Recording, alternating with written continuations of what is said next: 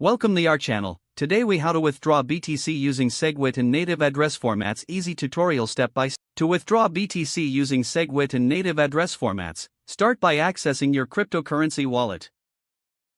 Locate the send or withdraw option within your wallet interface. Select Bitcoin as the cryptocurrency you wish to withdraw. Enter the amount of Bitcoin you want to send. Now, identify the address format you intend to use for the withdrawal. For SegWit, use a P2SH address, which typically begins with a 3. For native SegWit, use a BEC32 address, which starts with BC1. Copy the address to which you want to send Bitcoin. Paste the recipient's address into the designated address field in your wallet. Double-check the address to ensure it is correct, as transactions are irreversible. If available, review the transaction fees associated with your withdrawal. Adjust the transaction fee settings if your wallet allows for customization. Once you have verified all details, proceed to initiate the withdrawal. Confirm any prompts that may appear to finalize the transaction. Wait for the transaction to be processed. This may take some time depending on network conditions. You can track the status of your transaction using a block explorer with the transaction ID. Once the transaction is confirmed, the Bitcoin will be sent to the specified address. Always keep a record of your transactions for future reference.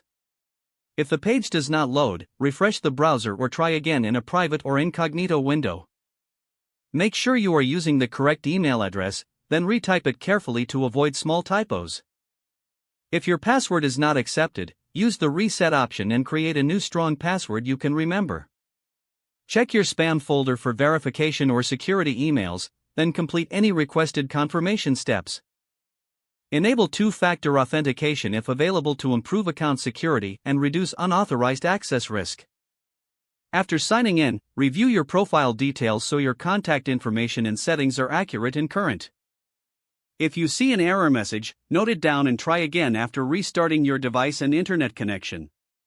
Log out when you finish, especially on shared devices, to keep your account and payment information secure.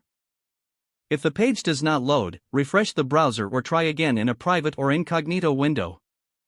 Make sure you are using the correct email address, then retype it carefully to avoid small typos. If your password is not accepted, use the reset option and create a new strong password you can remember.